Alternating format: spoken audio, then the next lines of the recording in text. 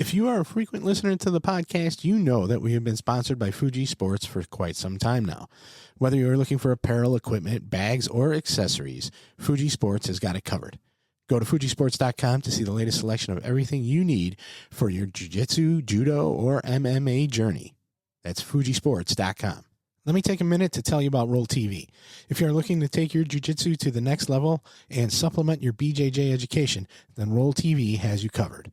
RŌLAcademy.tv has over 1,500 videos covering individual techniques, positions, and concepts, including seminars and workshops with top-level competitors and instructors like Chris Wojcik, Robert Drysdale, Aaron Hurley, Emily Kwok, and more. Whether you are a beginner or a more advanced student, RŌL TV is the online platform that can take your jiu-jitsu to the next level. What's up, everyone, and welcome back. If you haven't already, please hit the like, share, subscribe, download, listen, and whatever other button there is, and leave us a review wherever you listen. This helps us bring you the great guests and amazing content that you've come to expect. In this conversation, Thomas's guest shares his journey as a competitor in jiu-jitsu, discussing his passion for travel and competition, the importance of preparation, and the evolution of the sport. He emphasizes that age is not a barrier in jiu-jitsu. He reflects on the camaraderie built during training and the mental toughness required to succeed. He also discusses the dynamics of competition within his family, the importance of fun in jiu-jitsu, and the pressures that come with ranking systems. He also reflects on the balance between seriousness and enjoyment in training. Here is the RŌL Radio with the head of New Breed Training Center, which will be celebrating their 21st year of operation this month, whose competition team has won 10 of the past 11 Chicago Opens. He's a 4-time Pans Masters IBJJF Champion and a NoGi Masters IBJJF Champion, Mark Vives.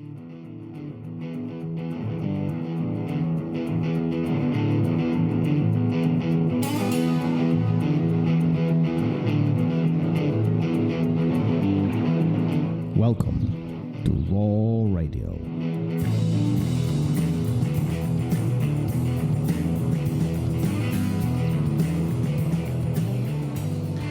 And we're live. Mark Vives in the house. Mark, how are you? How are you doing? Good. How are you, Thomas? How's everything? You're not traveling. That's a shocker. Yes.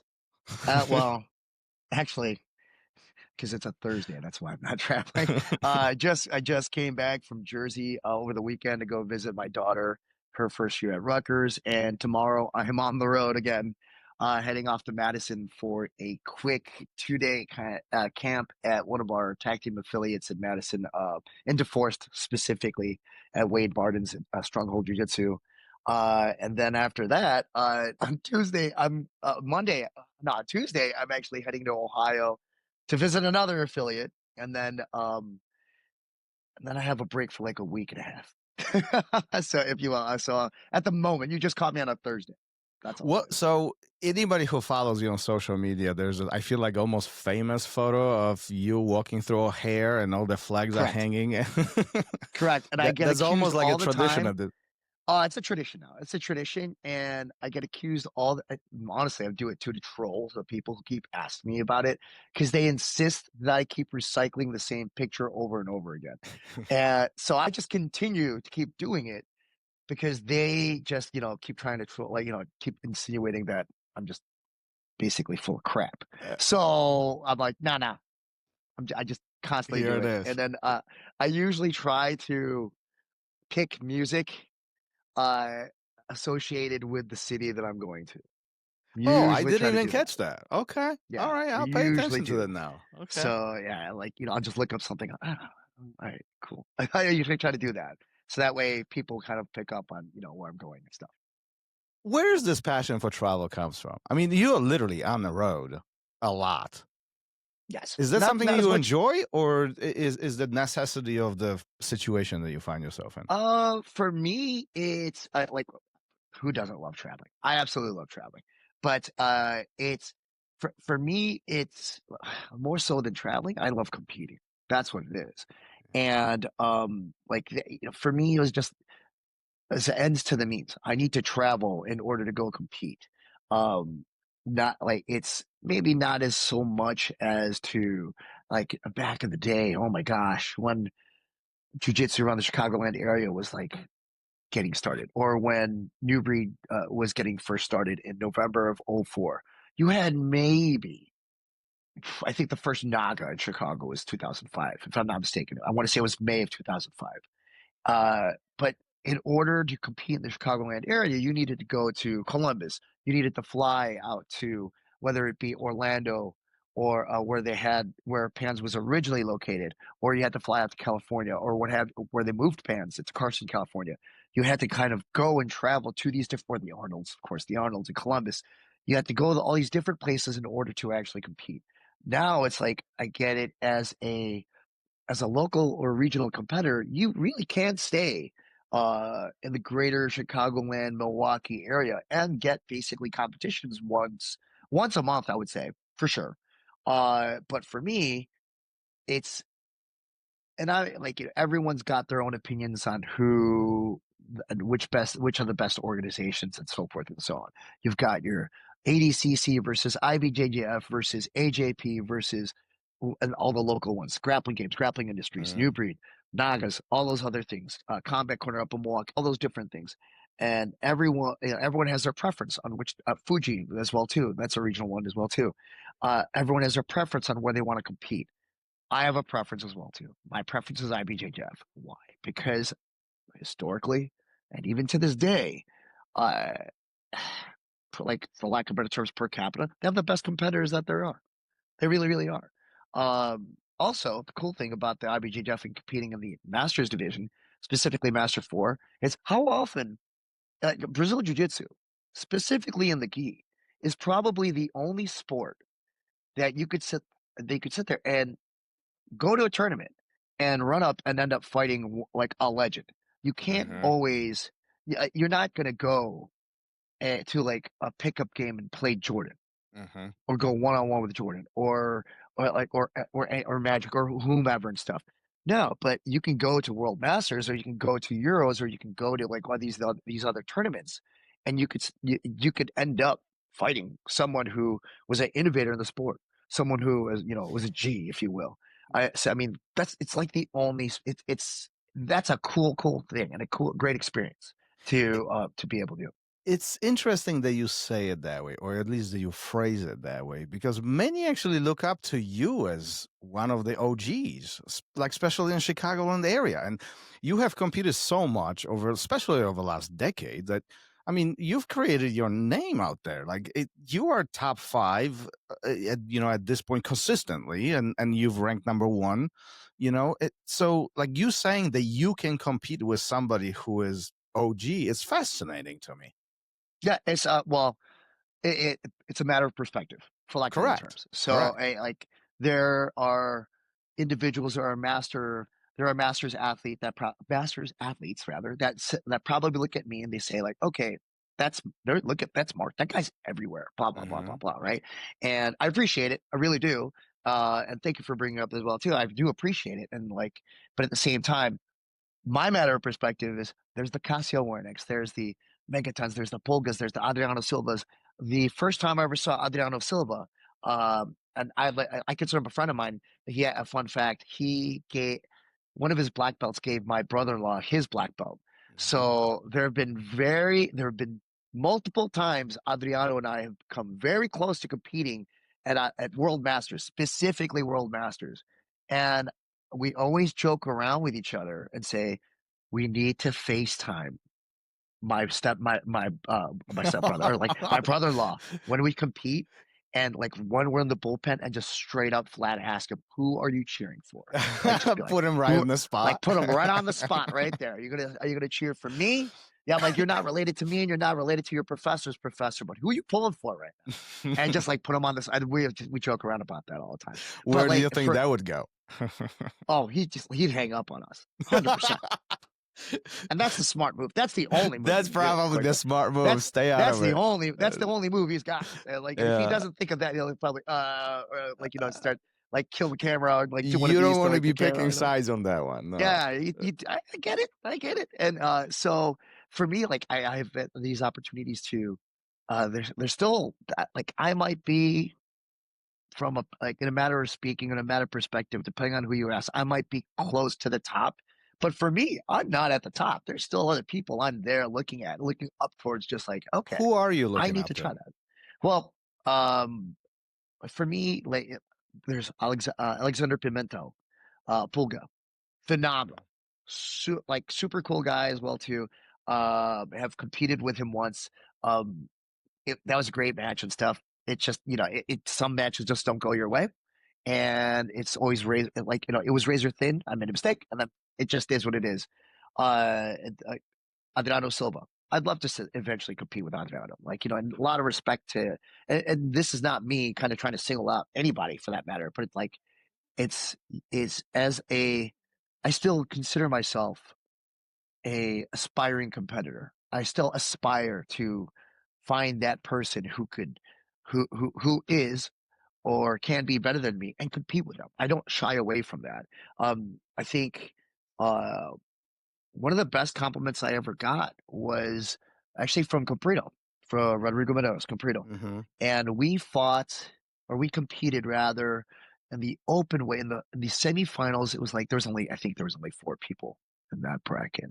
That was in Chicago, wasn't it? Yes, it was Chicago. Yes, Yeah, it was at I Chicago remember State. that. Mm-hmm. And it was against Caprito, and it was just that like, wasn't that right, long ago. yeah, not too long. I want to say it was 20, off the top of my head, 2015, 2016, something like that. Yeah, I remember 2017. that. Mm-hmm. So that's super long ago. But after, so we went at it. He beat me on points and got up, shook his hand. I was like, and I just shook his hand. I looked him straight in the face. I was just like, thank you very much for the match.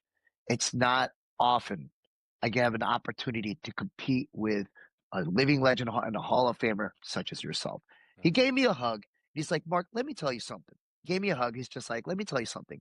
That's what I absolutely love about you. And I don't know if I can swear. Can I swear on this? Yeah, you can let it go. This is the way I remember it, and I'm pretty sure it came out this way. It's just like, Mark, that's what I like or love, I forget, about you. It's just like, you don't give a shit. You'll fucking fight anyone. I'm like, just trying to be like you. I looked right at Cooper, and I was just like, I'm just trying to be like you. I'm trying to be like you. And throughout the years, I'm just trying to do as much as I can while I still can. So anytime someone comes up to me, just like, oh, I look up to you. I do this. I'm like, no, thank you. I appreciate it. I'm just trying to do what I can while I still can. And that's the absolute truth. Is that the objective for you? Do what you can while you can? I don't think I'm ever going to stop competing. To me, I was raised as a competitor, so to speak, not necessarily in sports, but the way that I was raised was, again, Asian family, Asian upbringing, if you will. So for me, it was just like to always push myself, to always try to achieve. I'm an achiever personality. That's what I have, and it's like I need to try to do everything that I can possible to achieve a goal. And once I meet that goal, I find another goal. And just that's just part of that's the, for lack of better terms, if you were to say all right, what's wrong with Mark? Oh, he just doesn't stop. He's always thinking of something. And even my kids say that about me, just like, Dad's always thinking about something. Are you an adrenaline junkie? In a sense of where there's something has to be happening all the time? I actually don't think so. I really don't think I am an adrenaline junkie per se. I enjoy my downtime, that's for sure. So where is this desire to push, to compete? And this is very much so visible in the professional sports, football and basketball particularly, where they have a sprint of 5, maybe 10 years. Anything more than that is extraordinary. But then, literally, oftentimes, the life collapses because they are missing this component of competing, of outdoing, pushing more and pushing further. So for me, honestly, I think once a competitor, always a competitor. And what I mean by that is this. So for example, let's take a professional sport. It's football season. So let's just say a NFL football player. They are conditioned to, and I have some friends that are former NFL players as well too. They were conditioned, their upbringing is just this is how I compete. This is how I train. This is how they live their life. These are professional athletes. This is what they do. And once they're done with their careers, that doesn't mean that they're done looking at things the exact same way. So they might transition their focus or refocus. All they do is just refocus and redirect, if you will. So they'll focus on, businesses, what have you, whatever that is. It could be coaching. Exactly. So, one of my good friends and one of our purple belts, Owen Kreutz, the former Chicago Bear, he's a future Hall of Famer in the NFL, in my opinion.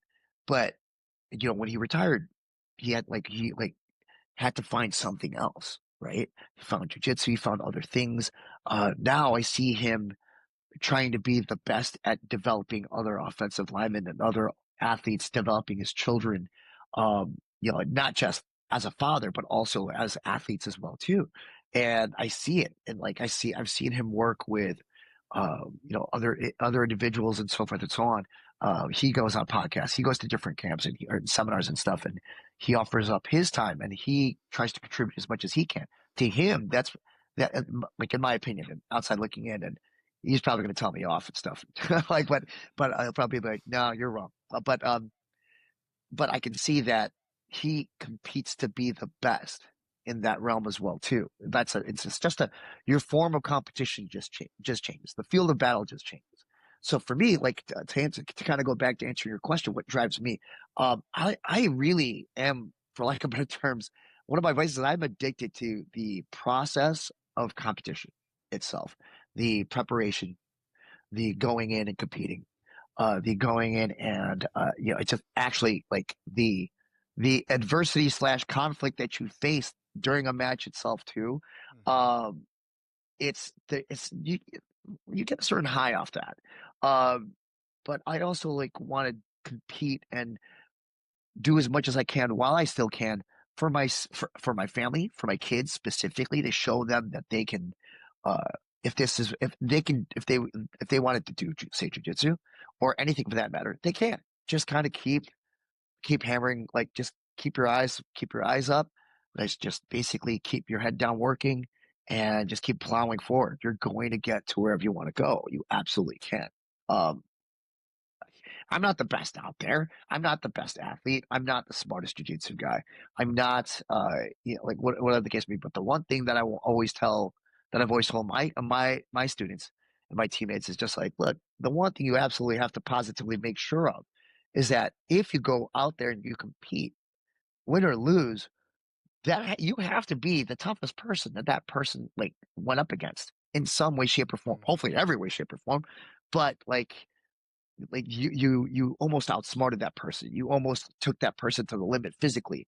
Yeah. You almost what have you. There's so many different ways we could go with that.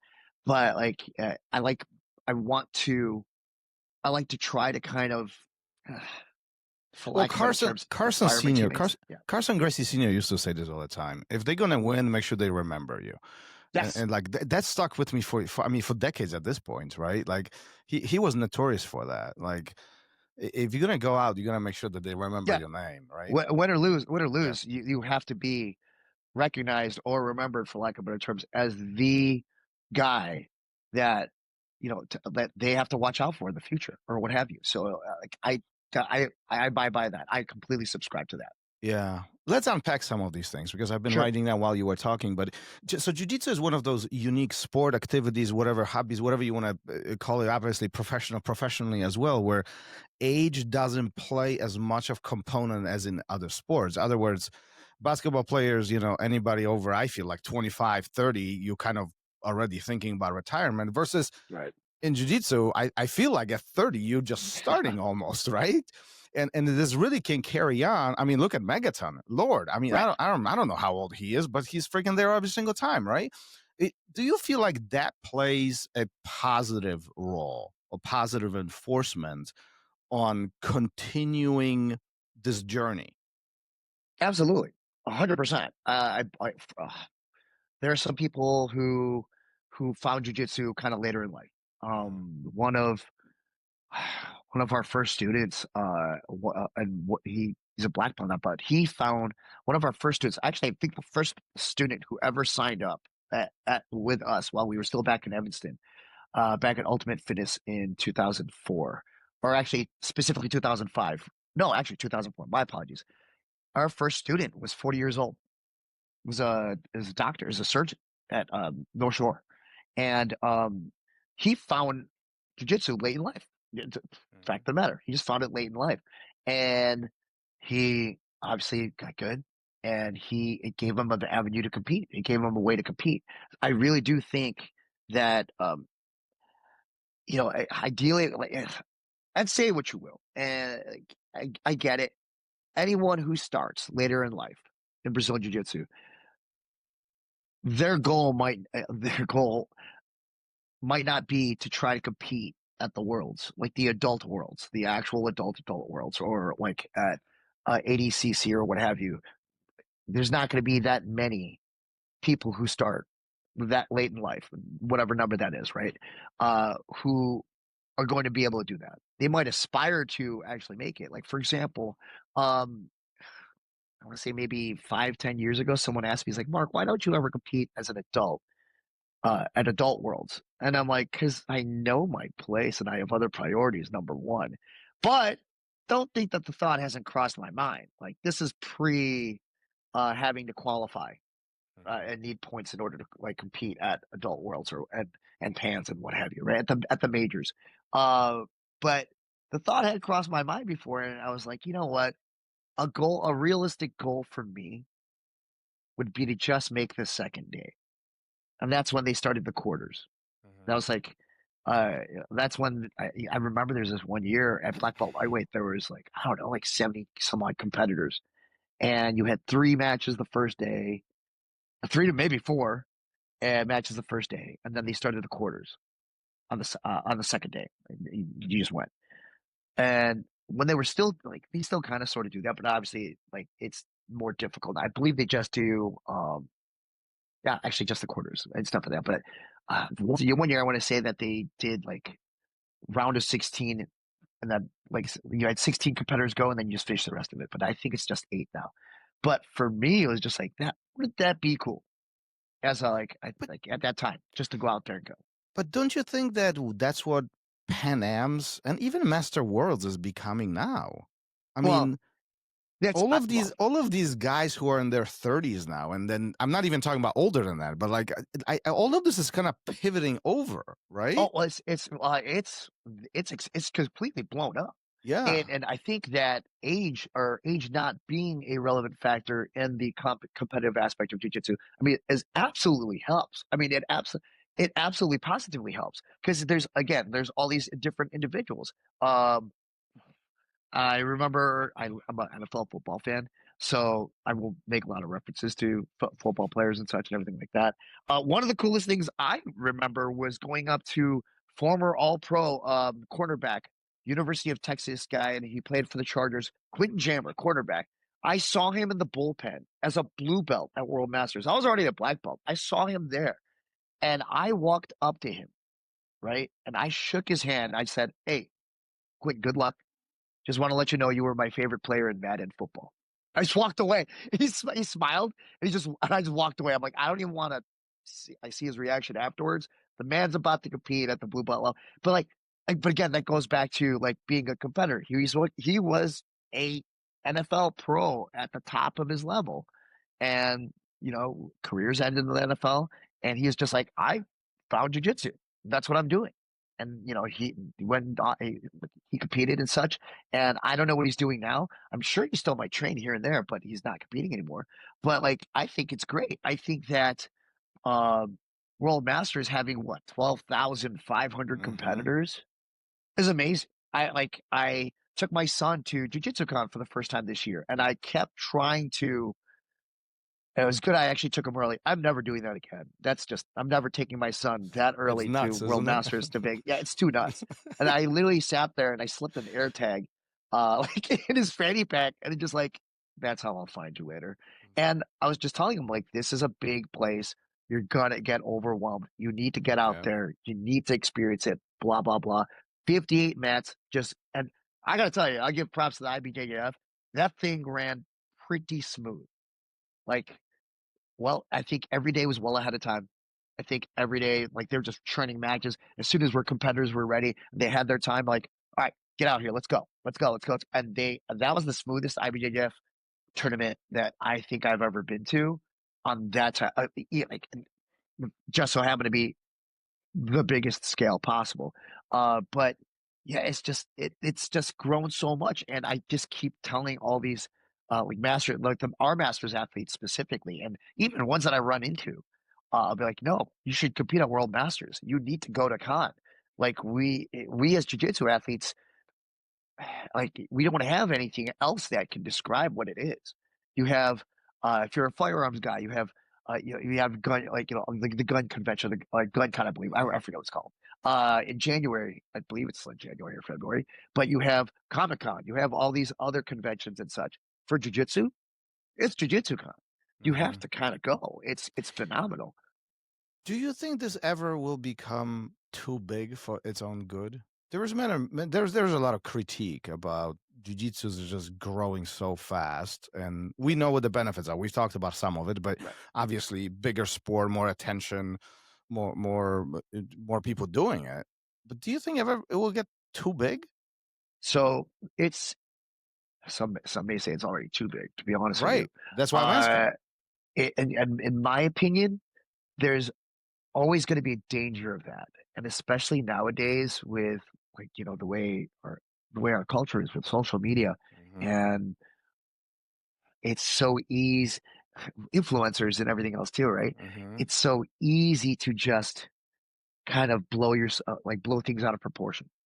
All right, you have, and I'm not saying they're not talented and such, but you always kind of smirk a little bit at the blue belt, like that 16-year-old blue belt trying to peddle themselves out there for seminars. But they have great social media. They make themselves look great, right? And I'm not saying that they don't know what they're doing, but it's like, it's kind of cringy. But at the same time, you're like, all right, you are entitled. This is capitalism, right? Yeah, you are entitled to sit there and go try to make your money in some way, shape, or form. So in that regard, yes, it's gotten too big. Absolutely. Is it going to get watered down? You can make that argument as well too. Can it get too big? I mean, like I said, I think it already is kind of there. The UFC is obviously involved in it, and then we can go into a long discussion. If we put the compensation, monetary profitability aside from all this, like forget about that for a second, right? Before we start, I mentioned that I just recorded with Hapsa Mora. And he talked extensively about competing around 2000, which is at this point 25 years ago, right? And the big striking differences between today and then is the fact that, one, there was, significantly less tournaments. Number two, anytime a tournament you drove to, it was hours away. And we've experienced, especially here in Midwest, right? But I think more significantly, the accessibility to information was non-existent. And what I mean by 100%. This, today you can pull up literally any name on your phone, look them up. You can watch probably any existing matches that they've done. You can dissect all of this. You can play the game plan. You can prepare yourself.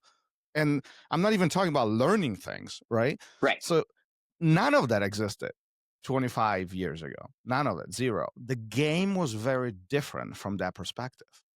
Oh, correct. Absolutely. I 100% agree with you. I think it's a great thing too. I mean, it is changed in such a manner that it actually can't. Well, it also depends too. Let me throw this out there first. Has it gotten too big? Do you look at Brazilian Jiu-Jitsu more so as a sport, or do you look at it more so as a martial art, or do you look at it as a combat sport? That's a huge question, right? That's yeah. So, has it gotten too big?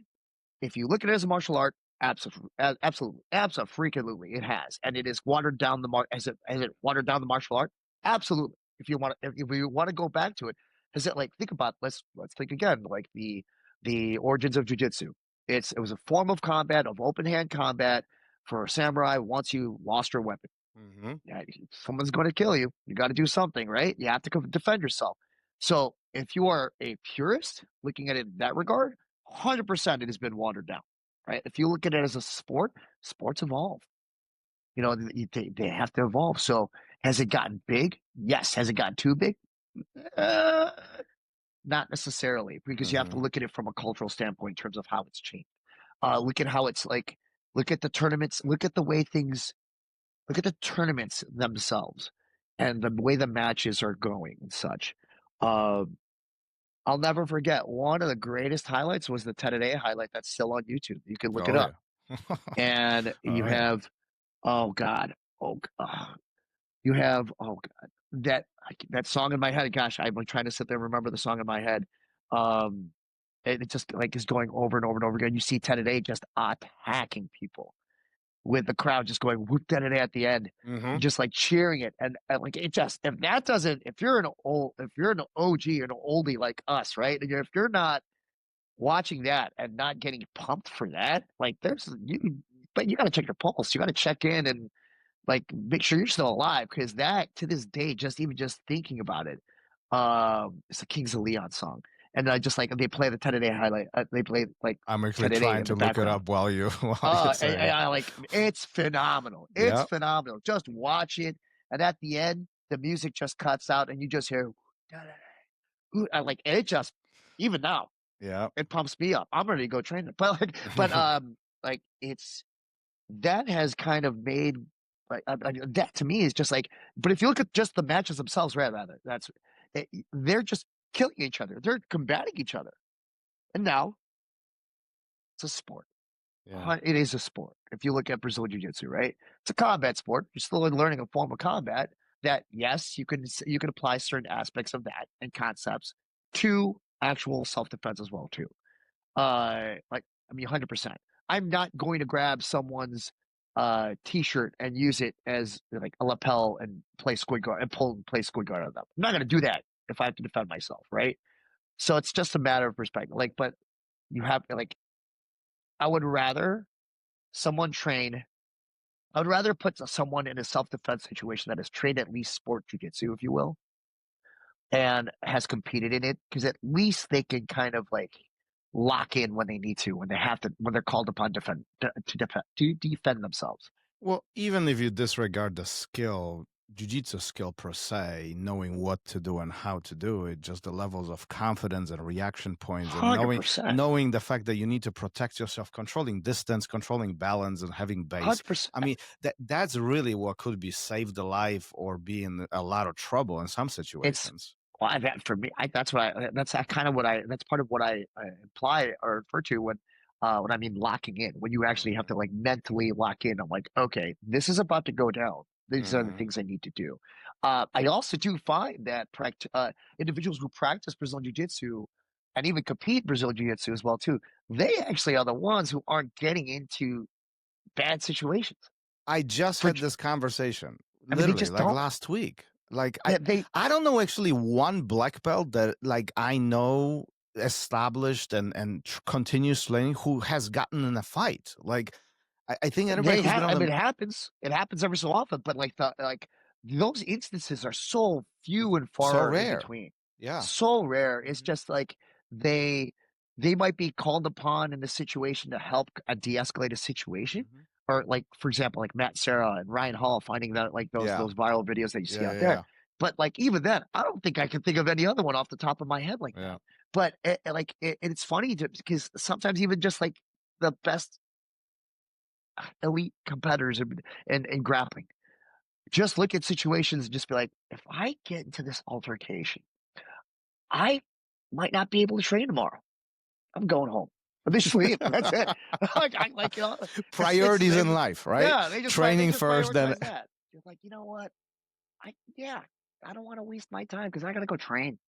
Is it Mark? They just walk away. Is it that, or do we know what are the possibilities of what the results will be?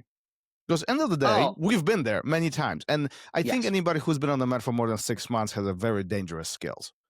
Like they can hurt people. They can really hurt 100%. People, especially if you've been on the mat for 10 years and plus. Like you can really put person in a compromised position. So is it that, or is it the fact that like, you know, I just don't want to be in this situation. This is not going to go good, no matter how I slice this. It could be a lot of different factors, right? In my opinion, it kind of depends on who it is, quite frankly. And but yeah, I don't discount that. That 100% is the case where they're just like, you know what, this just isn't worth my time. Yeah. It just isn't. Like, you know, there's no need to do this, none whatsoever. I think there was a viral video of someone in a baseball game. Was it a baseball game? No, I think it was a Buffalo Bills football game. No, I think whatever it was, where a guy was just like literally stepping. There was a fight in the stands, and there was one fan antagonizing another fan, and the other fan was just like just smiling at him, and he's just like looking. I remember it was like on bleachers, and this guy over here, this person is just like yelling at him, and he's just looking straight up. He's just like shaking his head, walks away. The guy was like, I believe, like a junior Olympic champion boxer. Could have easily knocked this guy out, and he's just like, no. That would be a Like, viral video.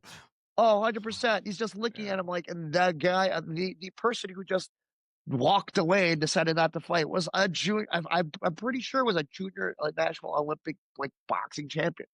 And they immediately cut to like highlights like this guy lucked out. Doesn't know how lucky he got. Yeah. Like he was, because like, man, this guy would just end you. And then like, the one person chirping at the boxing champion, I think he had to be like mid 40s, maybe a little bit older, and just like chirping at him. I'm like, oh. I do feel like that's part of the mentality these days, that everybody knows how to fight. Everybody, maybe not necessarily picking a fight, but like after just, handful of lessons, they are trying to, they are superheroes. Unfortunately, I remember back in our day when like, yeah, I trained jiu-jitsu. I'm like, oh yeah, how long have you been training jiu-jitsu? Oh, that doesn't matter. I'm like, oh yeah, I'm this, I'm that. I'm like, oh God, here we go. It's a lot. It's a lot better now, if you will. I mean, that's one of the big changes that's happened in 25 years. Back in the day, yeah, everyone was like, I know jiu-jitsu. It's a superpower. It's given me so much confidence. Never mind that I've only been training for 2 months and really don't know anything. Or I don't know how to tie my belt or whatever the case may be, right? Nowadays, obviously, like with jiu-jitsu and mixed martial arts and everything else, and ADCC, just grappling, even wrestling has boomed. Like judo, I believe is making a comeback. With grappling in general, all the different facets of our sport, kind of like making of our sport and this martial art combat sport, if you will, making a comeback. It's really not worth it to get into altercations and in bad situations and stuff like that. It's just like, no one knows anything. Also doesn't help. Like, well, a great deterrent for me is these ears. Don't have insurance. Right? Get started at jiu-jitsu and don't have insurance, and then figure out how to drain ears yourself. Clearly, I did not do a great job. But it's. I feel like there was a sign of pride back in that day. Yes, it was. For me, it was a sign of lack of insurance. I suppose we all had different reasons. No, it's just like I just have like biologically some like a set of ears that I automatically got it. I was like, oh my God, like what is this all about? So I mean, no, and I know a few guys who've been on the mat for 25 years and nothing, zero. Oh yeah, I think you've had Nick Sim on your on this podcast, right? Yeah. He's never worn headgear, has never done any of that. Doesn't get cauliflower ear. I don't get it. Yeah, I don't get it. Whatever, it's what it is. It's always all interesting. Yeah. A moment ago, you said that you really enjoy prep work. You enjoy the grind. You enjoy the push, the doing the work before the event comes along, before you're being challenged, before you stand in front of the other man and you match. Why? Why is this all about prep work? For me, that's when, in my opinion, the most memorable moments are made. Explain that to me. Because many will say, like, this is not what people see. This is not the moment that happens. The moment that happens is that final match. This is what people look for, especially those 100%. Who are just starting, right? Oh, 100%. And it's okay to look at it that way. 100%. Like, that's like, you have to have a goal, right? That's my goal, to one day have my hand raised at World Masters. It's a goal of mine to try to Grand Slam, even though at the Masters level it's still a Grand Slam. Those are good to have, And quite frankly, like you get your hand raised and such. And obviously there are going to be moments like that you are going to remember. For example, when I won Pans in 2004, 2004, 2003, 2004, that was the second time I won Pans back to back in the gi. And my daughter Mikey was there to coach me. I literally flew her in. I'm like, look, we have a lot of people coaching this day, blah, blah, blah, blah, competing this day. I need someone to coach. And, I'm going to fly you in and just stay and help coach and stuff. And to have her coaching me. And then that match too was 6-6 going into the last 15 seconds. And I pulled off an advantage at the end. And like literally as time ran out. And probably the only time I've ever celebrated after a match. The only time. And I remember it's on my Instagram, it's on my social media. You can just click on the volume and you can hear my daughter yelling, like losing her voice, and you can hear this as she's coaching me. And I just I can hear her yell. I can make out everything in my head. That's definitely a signature moment, right? But for me, I can remember more times preparing than I can getting my hand raised, quite frankly.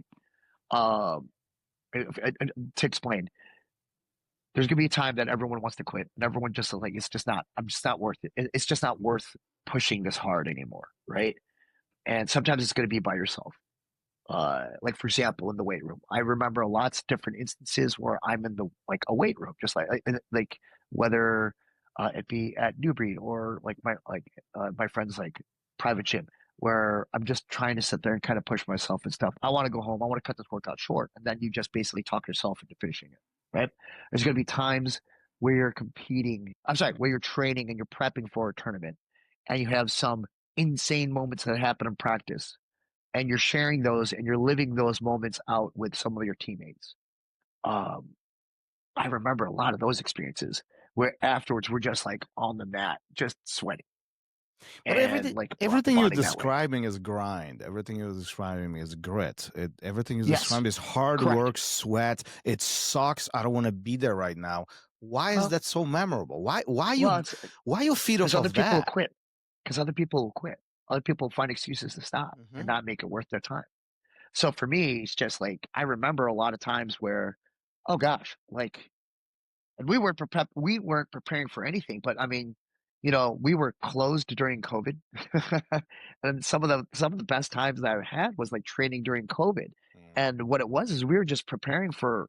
We didn't know. It was like we were just preparing for something. We were training for the non-existent competition, for whatever first non-existent competition comes next. That's what it was. And it was just like the camaraderie that was there with the people there. My daughter, I was training with my daughter, my friend Emin, my friend Dan, Black Belt Shai and Arash, Michelle. We were all just training and there was just something about it. I'm sure everyone shares that story, shares a story like that as well too during COVID times. There are times like last training sessions, we're getting ready for 2024 Euros out in Paris, training with Marcos Torregrossa, with Yamaso in the extremely large warm-up area in Paris. That was just fun. We were just kind of moving around and just kind of just doing things and stuff. Just like we were there just warming up, trying to get rid of jet lag and trying to shave some weight off some people and stuff. And just like, all right, let's just kind of move around. And that was like so much fun because I met James Johnson from Seattle, Washington, from Alliance. We're like buds now. It's great. Like it's the little things like that you're just like preparing and kind of doing whatever. I guess that's part of travel as well too. But like for me, it's all those different things when you prepare that that to me is just like I remember those. I remember those probably more like I have more memories of things while I'm preparing. I'm thinking about things and watching tape and so forth and so on than I do of getting my hand raised. Not that it's not important. Not but it is. But I can off the top of my head can sit there and bring those memories up more. I feel like most people would complain about those times and about the prep work and all the hard work and grind. And obviously many are willing to quit and just, hang it up at that point. And I feel like you dig deep enough to find the positives out of it. You have to. I mean, and it's not just in Brazilian Jiu-Jitsu or in sports or anything else. It's just, along the way, it could just be in like professional careers and such or what have you. If you're an entrepreneur, along the way, you're gonna find some sort of adversity. You have to figure out a way out through it. Like I think anyone with an achiever type personality is going to have to kind of look at things that way. And to me, it's just like you kind of remember more so how you can figure like the methods in which you figure things out, and they make a lasting impact. I tell people all the time about like how I used to prepare for things and so forth and so on. I like went back 25 years ago, 20 years, 20 years ago, when Newbury Training Center was first originally opened by my younger brother, and then that was in November 2004. February of 2005, he went off and took a job, like a contract job. So he moved to the Philippines. When he turned it over to me, I really felt inadequate in being able to run a jiu-jitsu team and teach jiu-jitsu. So I remember working a 9 to 5 and then driving through traffic in the snow and then getting to Evanston at Old Orchard area and Old Orchard. And I would sit at that Barnes and Nobles at that Starbucks, and I would literally just be watching burnt DVDs or like burnt CDs, VCDs, if you remember those things, just popping it into my old laptop when they still had optical drives and just watching jiu-jitsu, like old things. I had like a stack of things and just kind of feeding it in there and just watching jiu-jitsu. And I was just like, all right, I just need to learn more stuff. I need to like I just need to be better. And I remember those days, and I used to like you were referencing earlier. It's jiu-jitsu, and our sport is so much more accessible to everybody because you could just pick up your phone and just whatever. You could just doom scroll through Instagram or TikTok or what have you, and you're gonna hopefully learn something new. Hopefully, or just see something, see a take on something you may already know, that a detail or what have you. That's me watching people train as well too. Like when we're in a competition class or watching everything else, I remember the aha moments and stuff for some people, and everything like that. It's just like it's to me, it's all part of the process.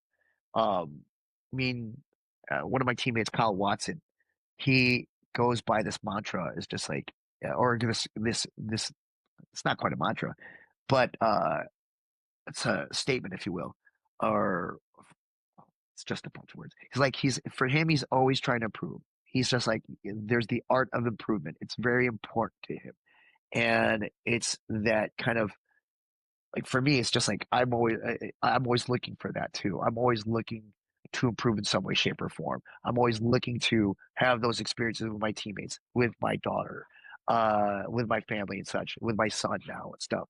When you see an aha moment with him, I like it now that at open mat, my son will walk up to me. He's just like, "Hey, do you have a round?" This is 12. I just got called up by a 12-year-old back in the day. Back in the day, I mean, well, listen, there will be take matters in your own hands. You don't have much time left because that 12-year-old probably going to beat you up pretty soon. So, well, when it gets close, don't worry. I'll make sure. Just like, take this. Have fun with a broken ACL. But no. But it's just a matter of time, and when that happens. Do you find yourself as a stubborn human being? Absolutely, 100%. But I'm sensing as we are talking, I'm sensing there is this level of 100% stubbornness, almost hard-headed in a sense. There's a caveat in a positive way. Yeah, but there's a caveat to that, though, because being a Gemini, I'm a man. Like I'm naturally born, astrologically blessed, if you will, with having multiple personality disorder. So yes, am I stubborn? Absolutely, 100%. Like, but at the same time, the other side of me, if you will, is pretty fair. It's pretty level-headed. Just like I have like I need to be. I kind of try. I do my best, and of course, just like anyone else, I'm human and stuff. I do my best to kind of self-reflect, self-regulate. I think one of the best things for me personally is a long commute to and from the gym. So I always am kind of questioning what it is that I do, or not questioning, like reflecting on what it is that I'm going to be doing, teaching, so forth and so on. But I think that any achiever or anyone who wants to succeed in virtually anything has to have a certain level of hard-headedness, of being stubborn, like, just like refusing to give up, refusing to, and hopefully I'm not one of those people that are too stubborn to know when not to call it quits, so to speak, from an ultra competitive standpoint. I don't think for me, it's gotten to the point too, honestly, it's gotten to the point too where for me competing is just like, it's ultra fun. It's just, again, the whole process. I just enjoy it. Yes, we like to win. You know what? I was having this conversation with my son 2 nights ago. Yeah, 2 nights ago, just 3 nights ago, driving home. And I was just talking to him. I was like, hey, I like it that you compete a lot. I like it that you like jiu-jitsu. I like it that, you like going to competitions, even if you're not competing, just to go support your teammates and cheer them on and help them out, coach them and give them little pointers. And, he's 12 years old in jiu-jitsu and, is busy playing Minecraft most of the time and whatever game they're playing now and stuff. So I would love to actually listen to him trying to give advice to other teammates of his. And he's just like, he's probably like on his phone, just like, I don't know, he probably just gotta take him down.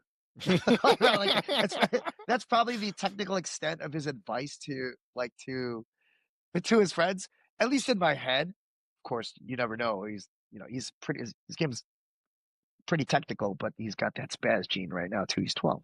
But I was just telling him, like, I'm not going to push you to compete. Like, not right now. Like, I like that you want to compete. There are certain things, blah, blah, blah, blah, blah. I like that you want to travel and compete. And some people, like, he's the one who chooses to go to kids' Pans.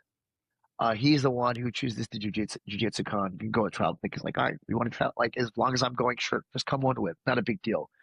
But I told him about, like, with my eldest daughter, how with her, I didn't push her at all until I remember she was 16 years old, and it was Christmas Day. She asked me, no, Christmas Eve, I'm sorry, Christmas Eve. She's just like, Dad, next year I would like to go with you to Pans. I want to compete at Pans. This is when I was still at the Brent Center. And she's like, I want to go compete. I'm like, whoa, hold that thought. Before you truly commit to that and before we all agree on it and stuff like that, I want you to really think about what you just told me. And I want you to really think about competing at in Irvine in a few months and stuff, mainly because like I'm going to start pushing you then, because what's going to happen is that, like, I'm your father. I'm also now going to become your coach. And it's going to be two different things, right? And like, you need to be able to discern when I'm coming at you as a father, when I'm coming at you as a coach. They're two different things. So I was telling the exact same thing to my son a few days ago. And I was just telling him, like, look, when that time comes, you're going to have to be mature enough to make that to be able to discern that. And you're going to have to be able to kind of understand that there's more work that's going to be involved. I'm not going to sit there and push you that much until you sit there and tell me, like, Dad, I want to, like, and I told him, like, one of the things you might have to say to me is just like, Dad, I want to win kids' Pans this year or next year or what have you. And I'm like, all right, now we're going to sit there and become a little serious.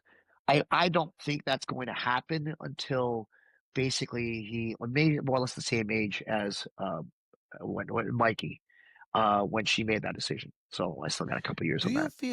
Do you feel that your kids feel certain level of pressure or obligation to compete because you compete so much? I mean, they see you every single freaking week on the road. Yes. So I do feel that. That's going to happen. I don't think I'll speak to them individually. I don't think Mikey ever felt any pressure to compete or anything like that. I don't until mean it. she. I don't mean it in a sense that you told them to do it. I mean more of a sense. I see my dad on the road all the time. He competes Right. all the time, so I should do the same thing in the sense of mimicking our parents.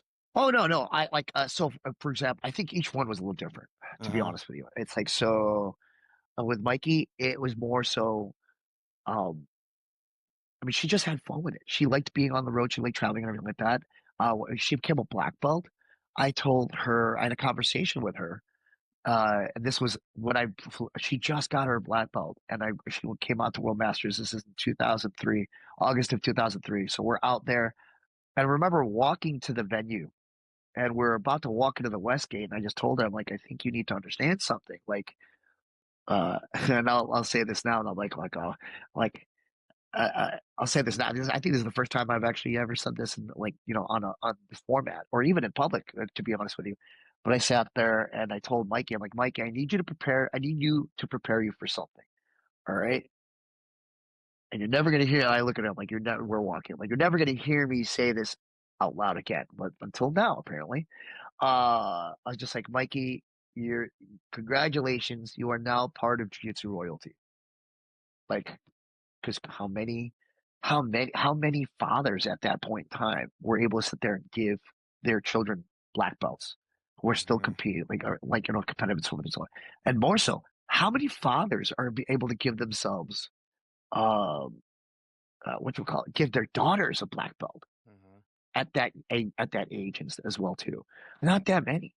I've touched base with Danny Alvarez, who used to be from Detroit and now he's in Dallas and stuff. And I've talked to him too, and I asked him, like, how is it, or how was it,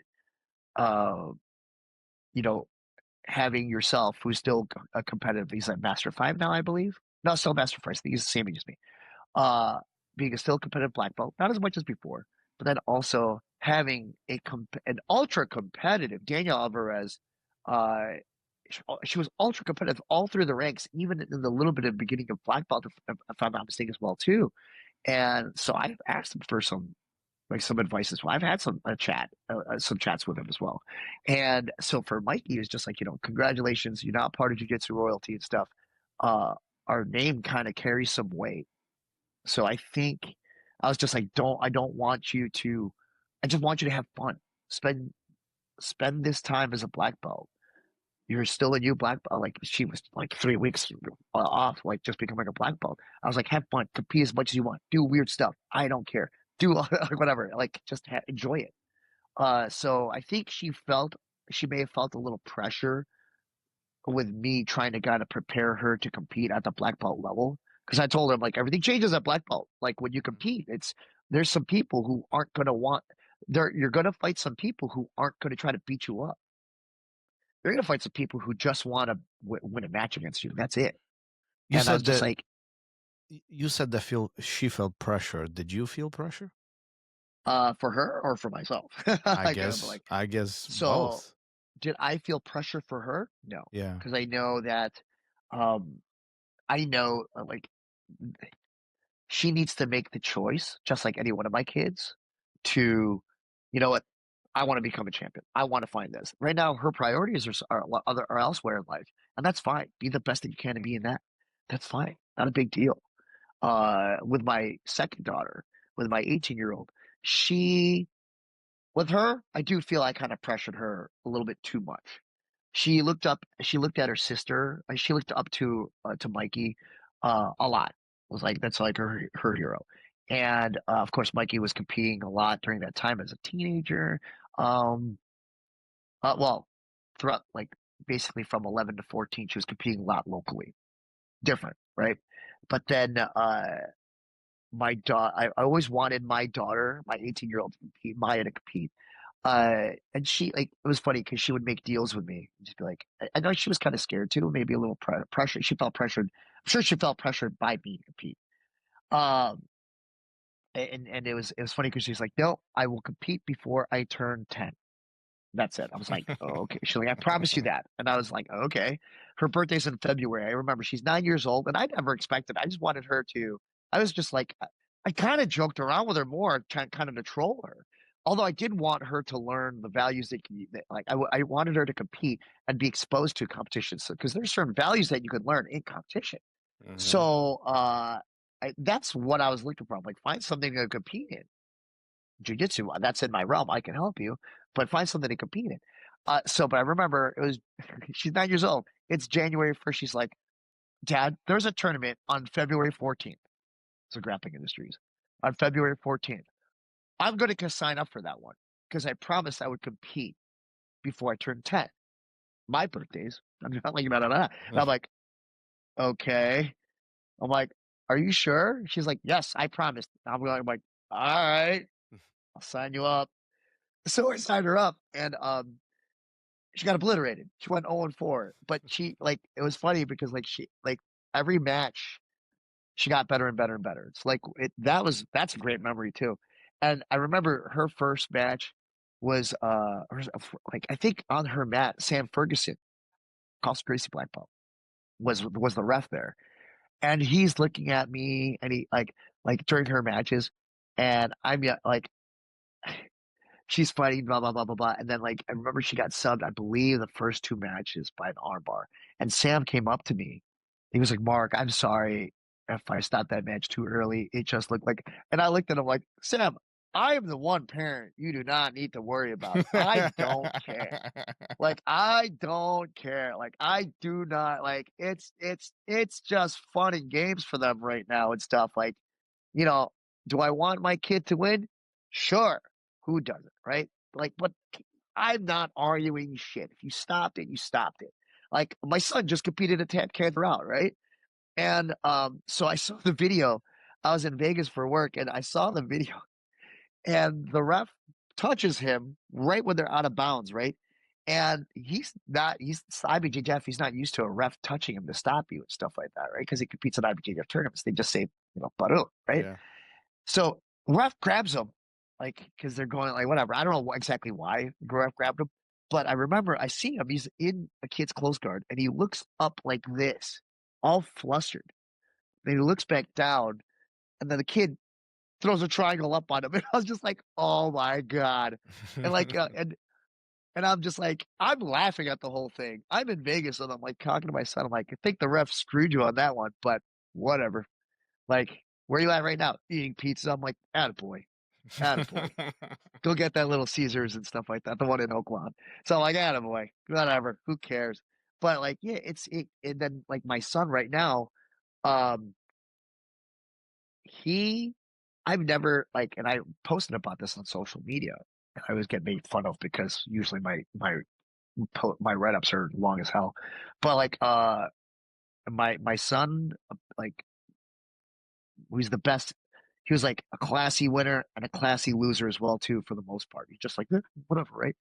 I've never seen my son, after he lost at Kids Pans, get up and walk away, just away from me, to the point and I had injured my back and my hip and stuff, and I had was hobbling after him, and I'm like, God damn it, why are you going that way? At least go through the bullpen. He's just going some other route. So I have to turn. I'm chasing after him, and then that's the first time I ever saw him break down, and that's where and that's literally it's on my social media. I don't want me to rehash it too much, but then I was just I went from immediate for me, I just immediately took him to the story about what happened to me when my last Pans at brown belt, talking about my brothers and not myself, and how I was trying to make them proud. And my son just literally looks up to me teary-eyed, and he's just like, I just want to make you proud. And I'm like, kid, you don't have to worry about that, son. And I'm like, Alex, you don't got to worry about that. I like that you I like that you have fun competing. I like that you enjoy jiu-jitsu. I like that you love this process as well too. Don't ever worry about that. Is that important to you? The fun part of it? Yeah, absolutely. 100%. Why do you think that's so important? I feel like so many people take it very seriously. Even this is their first month, and it appears like it's a war of their lifetime. Oh yeah, absolutely. Because I think for me, it's how how jiu-jitsu, there's that phrase, right, or that cliche. I'm going to say a cliche. well, jiu-jitsu saved my life, right? Or jiu-jitsu, like, because jiu-jitsu to them, like the experience of learning jiu-jitsu and finding it and having to, it's basically like a metaphor or a way people, for me, jiu-jitsu is one big math problem. That's what I tell people sometimes, right? You can use the lessons that you learn in jiu-jitsu and like the whole process of learning as like you can use it as a metaphor for the way that you deal with things in your life.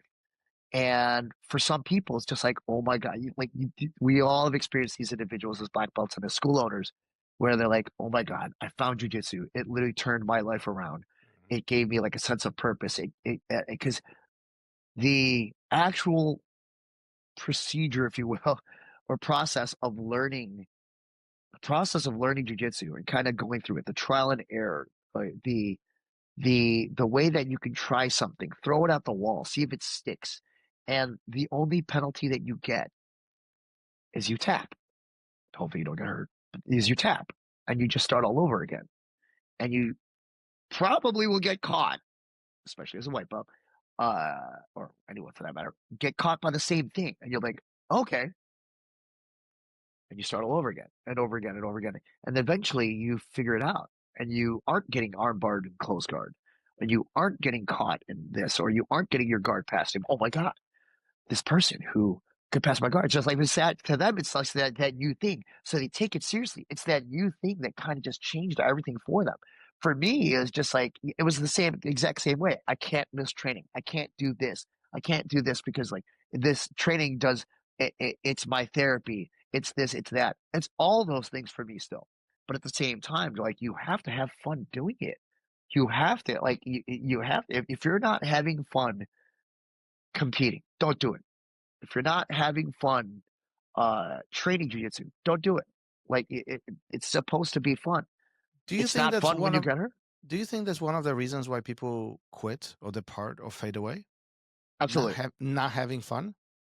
Absolutely. I like it, and again, fun in the whole kind of holistic like sense of it. Mhm. But yes, absolutely, 100%. Where it becomes a job to them, it becomes too much of a grind, where they're not really enjoying it. And that could be a lot of different things. It could be a change in training environment. It could be a change in training partners. It could be a change in what have you, or it's just change of priorities. Life happens. Life absolutely happens. Like, um, I'm sure both you and I can't keep track of the number of individuals who um, they find a significant other, they get married, they do this, they have another kid, and they're like, you know what? I just need to calm it down for X amount of time, And you right? never see them Or again. and you never see them again, and it's okay, right? Like Yeah. it just is what it is. Or they try to make a comeback, but then they realize how hard it was, and they realize they're maybe a little too out of shape, right? And they normally happens with, honestly, it's normally purple belts, quite frankly. I say it all the time, like it's normally purple belts. It's not so much blue belts. I think now it's purple belts. I think yes, there's still like, but you see like at the purple belt level, especially like the really good blue belt level or the new purple belt level, if they can make it through a year and still train at a consistent level, that's a lifer from here on out. That person's going to be a black belt. But if all of a sudden they get their purple belt and within that first 12 months, they start falling off for whatever reason, got a girlfriend now, got this, got that, took a new job, what have you, blah, blah, blah, blah, blah, right? They're done.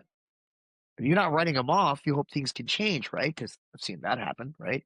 But at the same time, it's just like the passion's going to die down. And not to disrespect other martial arts, but I always tell people too, I'm like, purple belt's a big deal in Brazilian Jiu-Jitsu, in my opinion. It's because you essentially have been training just as long in other martial arts, and those martial arts, you probably get a black belt by that time, or you would be considered extremely proficient, in those other martial arts. No disrespect to those other ones. Someone made an interesting comment to me recently where it said, they said that a ranking in jiu-jitsu, as much as it is a reward and motivation for many people, it also might be serving as a hindrance in the sense of, if you compare it to swimming or basketball, you can play. You can learn the game fairly frequently. You might not be really good at it, but you learn the game fairly frequently, and you can play without any expectations of chasing anything. You just play. Mhm. And in jiu-jitsu, you get your blue belt, then you're chasing the purple belt. Then things get serious. Then it get complicated. You discover new things, and then there is more, and you're chasing more, and then life unfolds, and life changes. We get older, and wear and tear, and all the other crap. Right. And it's just this ongoing chase of things discourages people in many ways. Would you agree with that? As far as the belt being a hindrance, if you will. Yeah. I see the argument. I don't necessarily have a solid kind of take on whether it's a hindrance or a blessing, if you will, or like, I see, I can, I'm not necessarily skirting the line, so to speak, but I can see the arguments on both sides. Yeah. 100% I can. I do think that some people, I still tell people, I'm like, man, if you guys come here and train with me at New Breed, and you're looking for a belt and you're belt chasing, you come to the wrong spot, my friend. I'm like, you've absolutely come to the wrong spot. I feel like sorry to cut you off, but I feel like that's the mentality of the old school guys. I see this common denominator across everybody. Well, it's most but of I these. actually justify it, and like some a lot of the old school guys, yeah, you're correct in saying that is more of a kind of an old school mentality kind of like viewpoint or point of view rather. But for me, I justified. I'm like, look, first and foremost, belt promotions and such. And I love it because it is that time of year. It is belt promotion season. You know, it is the fall. It's creeping up. We're getting there. Once November 1st starts, it's belt promotion season, and every single year. And one of my black belts, Nico Luna, always makes fun of me because always laughs because it's every single year I put up this meme, and it's like it's belt promotion season. Get ready to fuck your feelings. So I'm here to fuck your feelings. Because like, so for me, it's just like, I get it. Like I used to be really hardcore stance on it. I used to be as old school as you can get. I've softened in a sense of, I now look at people, I'm like, all right, let's look at why you train and what you prioritize, where you are in life. If you're a competitor or if you're this or you're that, you're going to be graded. If you're a competitor, you're going to be graded differently. If you're a casual, you're going to be graded differently. If you're going to and it also depends on which belt you're going for as well too. So for me, it's just like, I'm trying to and I tell people this all the time. I'm like, you've come to the wrong place. I'm like, but what is it that you want to do? What are your priorities? What do you want to accomplish? What goals do you have? Oh, I want to win worlds and stuff like this. I want to be a competitor. I'm like, cool. All right. And a lot of people who come to me sit there like, yeah, I want to compete. All right, cool. Awesome. All right. In that case, I'm going to measure you not as a competitor, not based on like, I'm going to measure you based on standards like international standards. Because at the end of the day, what do you want to do? Do you want to be the best in the world? Do you want to be the best in Oak Lawn? Because I'm like, tell me, like straight up, right? Stuff like that. You know, like I need you to tell me what your priorities are. Well, I can't afford to go to the Worlds, but you want to be a world champion. Like, you know, like can't be a world champion if you don't fight at the Worlds. Some might feel that that's the weak side of jiu-jitsu, this lack of guidance or guidelines or harsher buckets of how grading takes place. And you're describing this very well. And it's like, I'm in the same boat. Like, yes, you're right. The graduation is coming very soon. Yes. Some feelings will be hurt. Yeah. We will see tears. Absolutely. Happens every year. Oh yeah. People are going to quit and everything. Absolutely. I get it. And it's, of course, there are bare minimum levels, if you will, of proficiency. Yeah. 100%. But like, and you're not going to measure, you're not going to compare someone who, given the same age, let's just say they're both 25. You're not going to compare the skill level of someone as a whole, if you will, or specific skill level, rather, of someone who is 6'3", 300 pounds versus a smaller individual who's 5'3", 130 pounds. And let's just say they're both competitors and stuff. There's naturally going to be a difference in skill level. I think that's 300-pound ultra heavy. Go ahead, Mark. I think that's even a close comparison in my book. Like I think when we start talking about 20-year-old national competitor versus 65-year-old hobbyist who wants to yes, get out of house and just clear his mind. Right. We are talking about ocean of a gap here. That's correct. That is completely apples and oranges, 100%.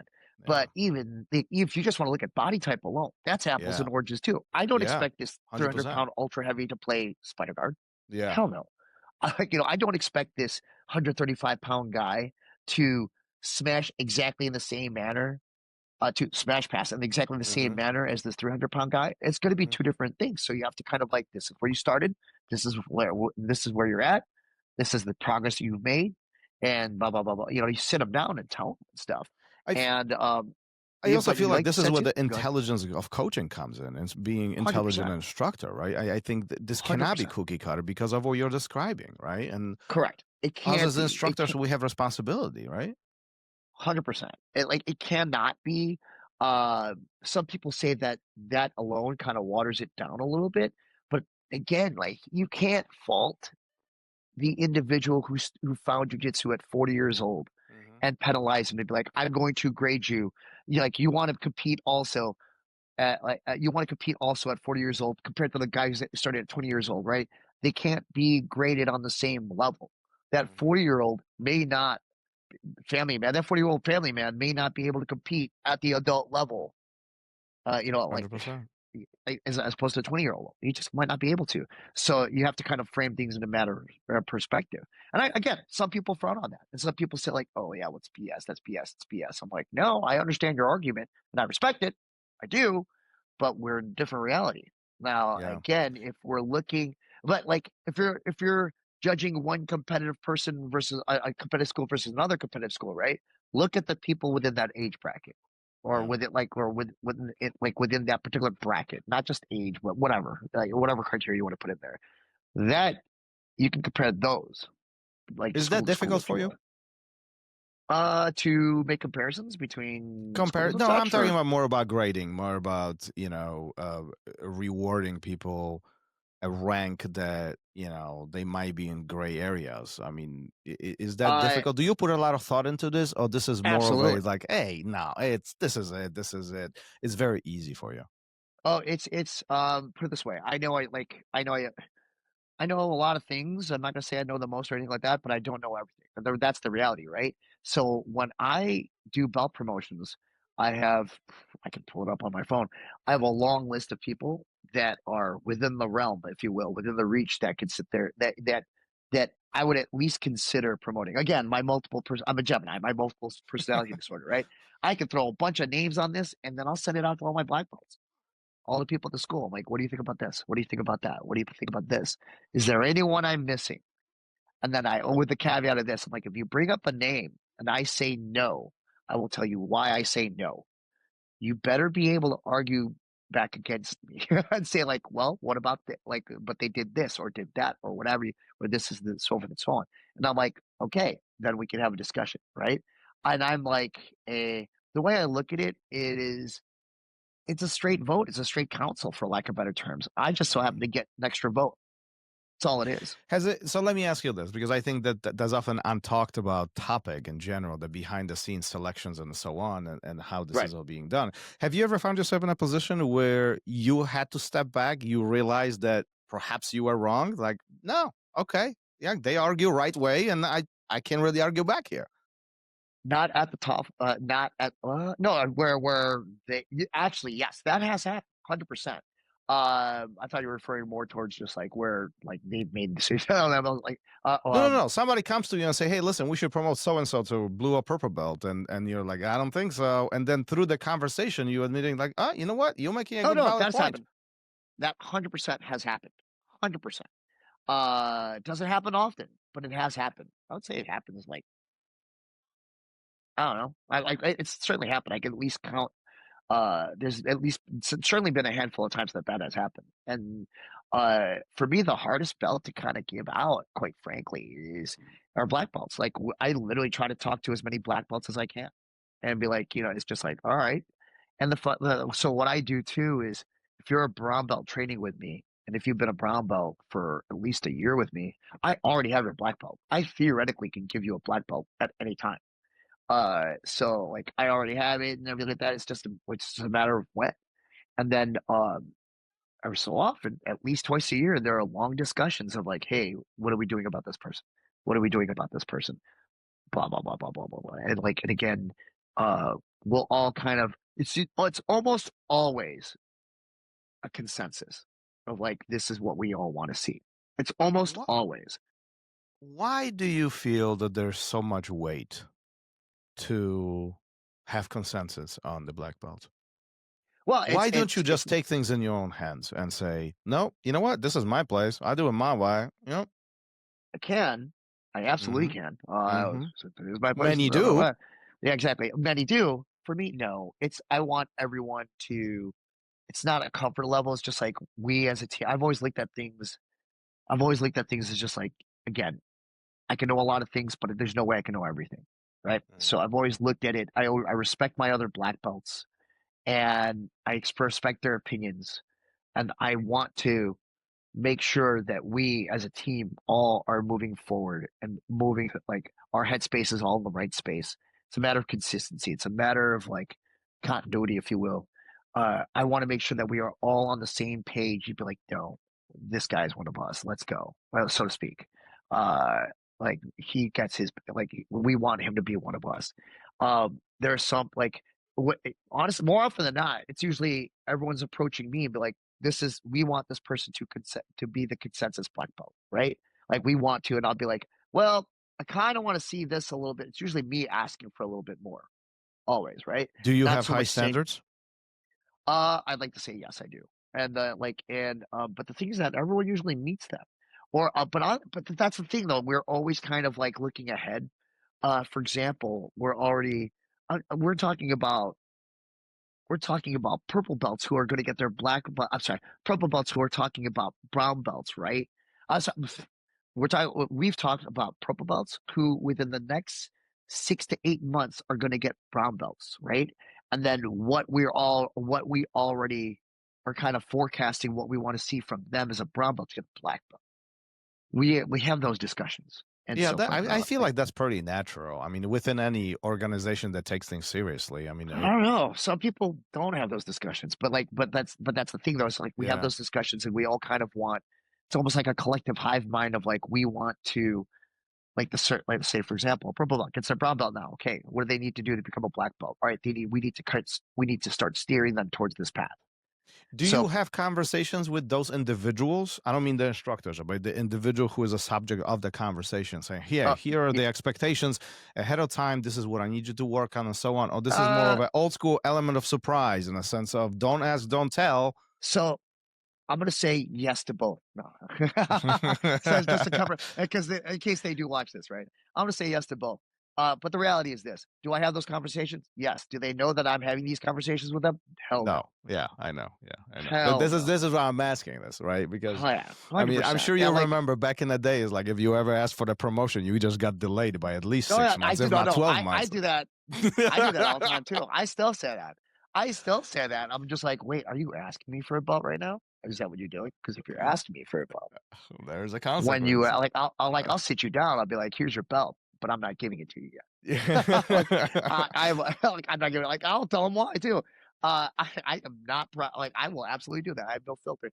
But like, it's just I will on that. I will say this. I bought someone a belt before, and I showed that to him. Like, hey, this is your belt. You're not getting it yet, though, because these are the things I want to see. Right? What was their reaction? They couldn't get over the fact that I got him a nice belt. And they sat, and then come the next promotions, they felt extremely sad. I fucked his feelings,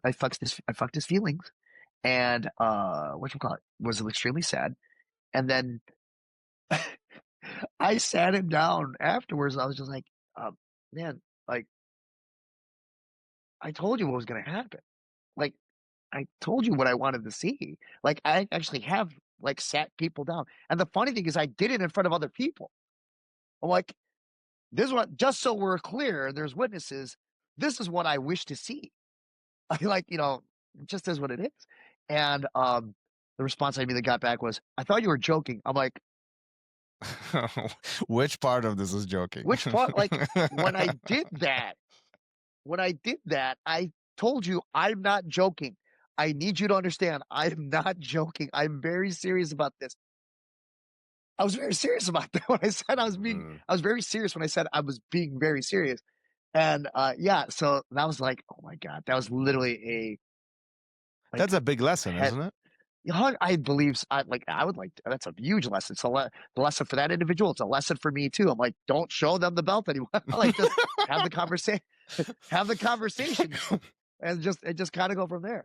But then honestly, that's also what led me to, that's honestly what led me to start in the practice of, if you've been a brown belt with me for at least 1 year, I've got your black belt already. It's in the office, 100%. I already had it.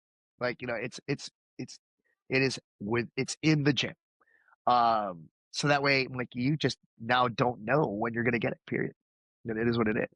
But I have conversations, or it's for me, it's like, the way I look at it is inception. It's like I'm trying to plant a dream within a dream, or an idea, and there's stuff like that. Just like, go down certain levels, just like, here you go. It's a great movie. So I sit there and just plant like whatever I want to plant, and just kind of see what happens. And then sometimes I do a really bad, shitty job of planting an idea, and I'm like, God damn it, I think that goes for all of us. Yeah. So like, I clearly didn't go down enough dream levels in order. I gotta go a little. The matrix has collapsed. Yeah, exactly. I'm like, ugh. Before we start wrapping up, I want to ask you one more question. Sure. Have you ever been in a position where you had the belt ready and it didn't happen? Well, of course, when they don't show up. Yeah. But like, that's what I'm asking, because black belt is a big deal. Like, one would think you're a brown belt, you chase, you know it's coming. Like, look, anybody who's been brown belt, I assume 6+ years, easily, hands down, if not more, like, you are getting that black belt, at least in my mind, short of life-changing events, right? Yes, so that has happened. Because I always try to make sure that this person's showing it. Because, like, again, life happens, right? Some people, whatever, family things. I had this one, oh gosh, this was great. This was 2 years ago. So I have this one black belt, Rob Pachechik. He annually takes that the weekend. For some reason, he always tells me to. I always get a text message from him. It's just like, dude, you're an asshole. You always schedule belt promotions during the opening of hunting season.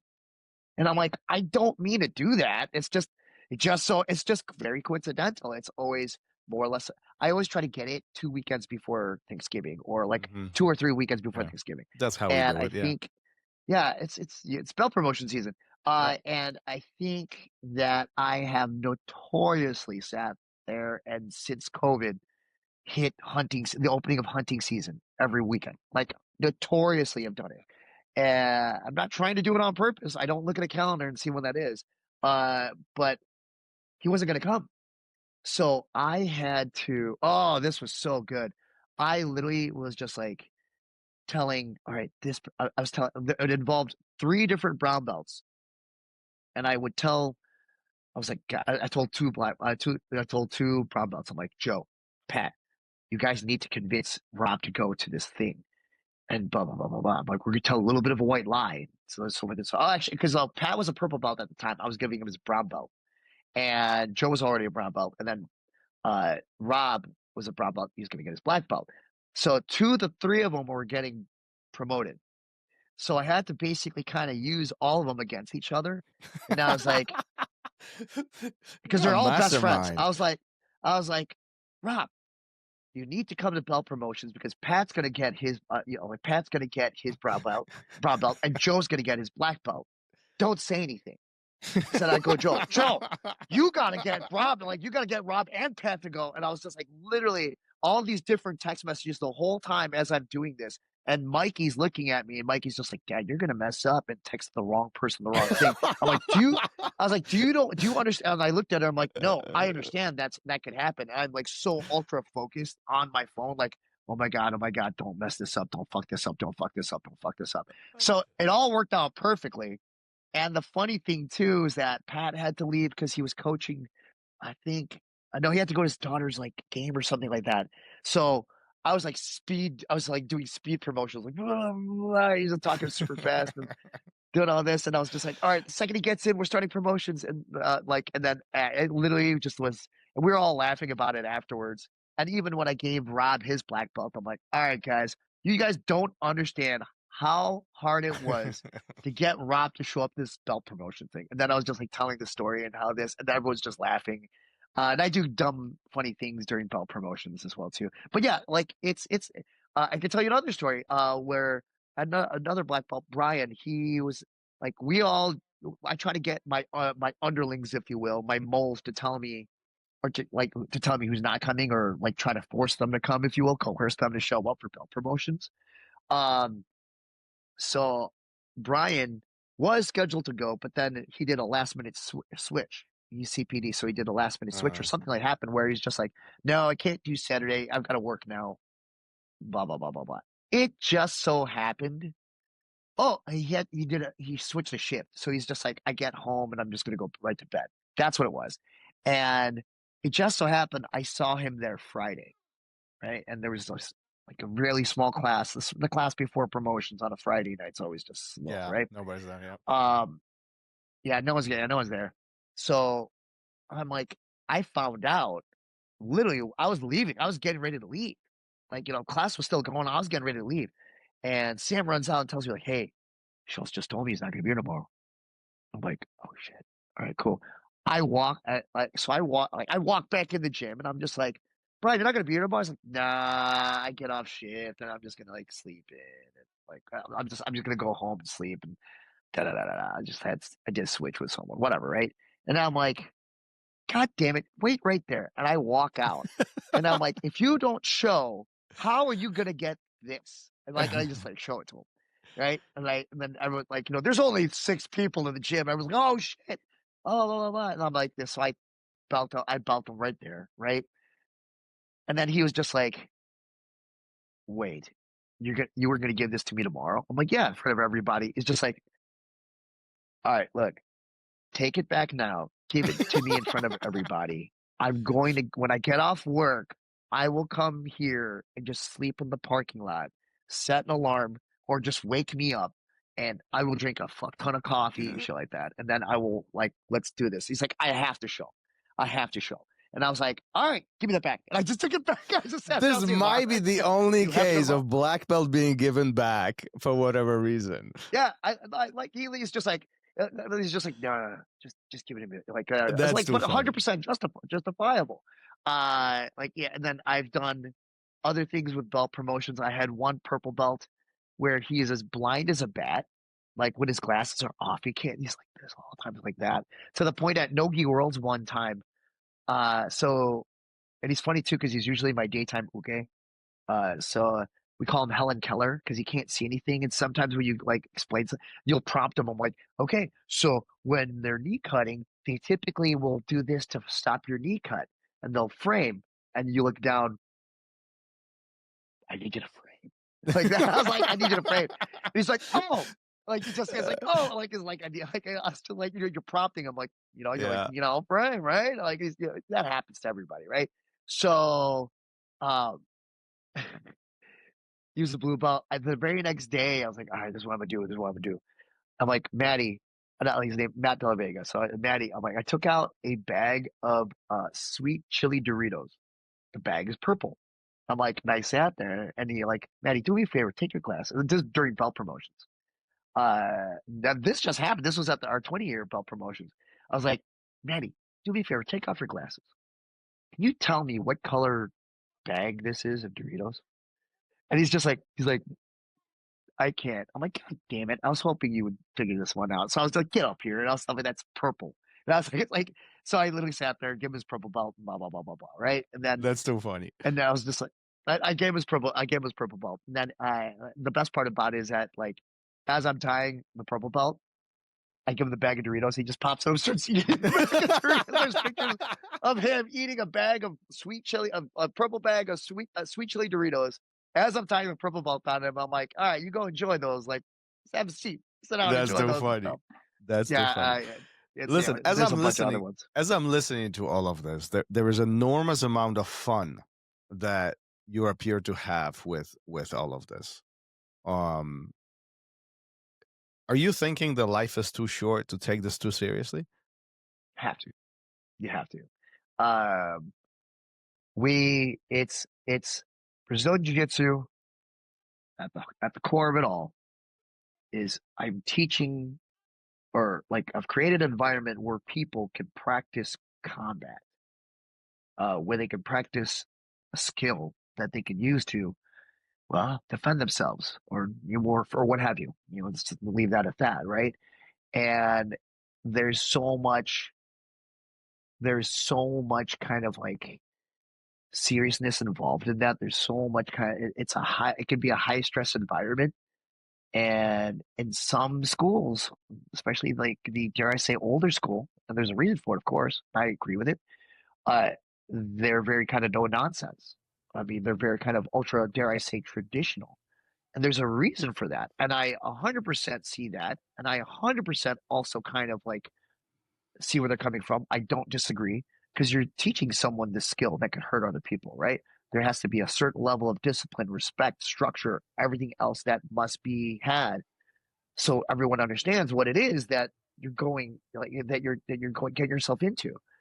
So I 100% respect people who run it like that. 100% people who respect like that type of structure. But at the same time, life is too short, in my opinion. You got to have fun doing this stuff, and I have a lot of fun. There are certain classes, if you will, that I tend to be a lot more serious in. There are certain other classes that I'll teach, and I'm like a lot more kind of laissez-faire. A lot of people like coming to my 6 a.m. classes because instead of playing hardcore 90s like R&B or rap or like death metal or anything like that, I'm actually playing like nice, chill kind of like beach weather music, or I'm playing reggae, or I'm playing like all the stuff you would like, just some chill stuff, some kind of chiller stuff. And I still keep everyone on task. Like I was described once before as Mark. This is the way I used to be. I'm a lot more mellow now, but like the way Mark teaches jujitsu is that he is a late 80s, early 90s football coach in a gi. So all he needs is a visor and a whistle and all this other stuff, and like that. That's the way he coaches and stuff like that.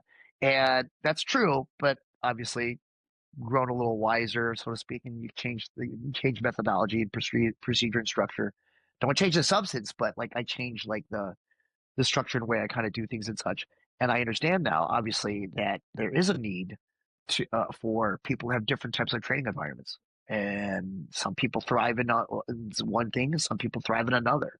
Um, it's like, and I've said this, my black belt Shannon White in Ohio, we've always said this, and I'm sure I'm not the first one. I absolutely know I'm not the first one, but someone just mentioned this like to me before too. Hey, Mark, I saw this when you wrote this on a Google review. I'm like, I know, but jujitsu is 100% for everyone. Everyone can train jujitsu. It should be for everyone, right? It's open to everyone, but not every school or training environment is for everyone. Right? It's like, and I want to, for me, the way I look at it is New Retraining Center is a competition school. It is a competition based, specifically competition gi school, if you will, if you want to break it down to that, right? Although we do pretty good now, gi too. But we are a competition school. We don't expect everyone to compete. With the way that the structure of what we're going to do is going to like basically train you so you can compete, but we're not going to push you to compete if you don't want to compete, right? But that's the structure in which we're going to train you with. So if you ever made the decision to do so, you could. Within that structure, you want to, dare I say, more chill or casual class, come to these classes. We're still going to teach you to compete, but the structure, if you will, there's going to be kind of a little less kind of strict, if you will. If you want to be ridden a little bit, or you want to be kind of kept more accountable, all right, cool, come to these classes. if you want to just kind of come and drill, but you're going to drill certain skills that are going to be like more helpful if you compete, come to these, and so forth and so on. It's just like, that's kind of like how, we're not going to shy away from trying to kind of like, we're not going to try to shy away from what we are, but we're going to stop trying to cater to everybody, if you will. I found that, as a business owner, on a tangent, as a business owner, I found that I didn't really kind of I didn't really have as many members as I wanted to when I tried to appeal to everyone. Even my wife sat there, was just like, oh, I miss the times when Newbreed was more of a family institution and this and that. And I looked at it, I'm like, I never wanted it to be a family institution. I never. I wanted like, that shouldn't be the reason why someone wants to go train jiu-jitsu. It's great for families. No, it's not supposed to be, it's not necessarily built to be a purely family activity. It's just like, it's a martial art, a combat sport. It's, what they're doing is kind of sort of dangerous and stuff, right? It's not supposed to be like, hey, gang, hey, kids, let's all go train to kill somebody or choke somebody or whatever, right? I'm like, no, that's not what you're doing. So for me, it was just like, no, let's take it back to this. We can make it so you can train with your family. Why? Because all right, we can run kids classes and classes for parents concurrently. Cool. So that way the mom and dad can actually train alongside with their kids. And that happens. It's a great thing, to be honest with you. But then I feel that once we sat there and I'm not going to, once we basically stop trying to kind of appeal to everyone, oh, if you come to this class, it's taught like that. Well, no. We're all going to teach it different ways to accomplish the same goal. This is what we're doing, 100%. It just worked. Well, that's the important part, right? Knowing what your business is all about and how you do it, and creating the chemistry, create that internal culture, that internal community. Many have referred to it, right? And just be honest with yourself, and I think people will always come. I mean, that's what the successful ones are. Absolutely. Mark, we've been at this for more than an hour and a half. Arguably, this will be probably the longest episode that I've done. So, but listen, before we start wrapping this up, I really appreciate you being here, and I appreciate what you're doing around Midwest, Chicago specifically. You're one of the OGs, at least in my eyes. One of the guys who had an academy early on before Jiu-Jitsu really, truly was around Chicago. Now they have many of them, and you're still around. So I do appreciate you, and you kind of cool, Thank you, appreciate it. Thanks for being here. Thanks for sharing your story with us. Thanks for sharing all the little stories, all the wisdom, and I'll be sitting back on the sidelines and see how you continue impacting Jiu-Jitsu community. Awesome. Thank you, sir. Appreciate it. Thanks, Mark. Appreciate it. Thank you for listening to RŌL Radio. If you enjoyed the show, don't forget to leave us a review and help us make the show even more amazing. For future episodes, check out our website and follow us on all major podcast platforms. Take care.